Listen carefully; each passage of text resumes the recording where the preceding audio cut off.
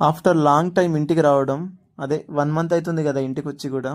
సరే ఇక ఇవాళ పెద్దమ్మ ఉన్ను అమ్మమ్మ ఇద్దరు కలిసి మామిడికాయ పచ్చడి పెడుతున్నారు. సరే ఇక వాళ్ళ కోసం మధ్యాహ్నం ఏదైనా చేద్దాం అన్నట్టుగా ఫ్రిడ్జ్లో అయితే అరటిపళ్ళు ఉన్నాయి. ఆ అరటిపళ్ళు తీసుకొని మంచిగా ముక్కలు ముక్కలు కట్ చేసుకొని మిక్సీలో వేసిన. అది మిక్స్ అయితే అంటేనే లైట్గా ఐస్ క్యూబ్, పాలు, హనీ, షుగర్ యాడ్ చేసిన. ఇంకేంది, టైం చూస్తే 3:30 అవుతుంది. వీళ్ళ ఆవకాయ పచ్చడి కూడా దగ్గరకు వచ్చింది. వీళ్ళ కోసం మనం ఏదైనా ఒకటి చేద్దాం అన్నట్టుగానైతే ఇది నేను యూట్యూబ్లో చూసి చేస్తానా.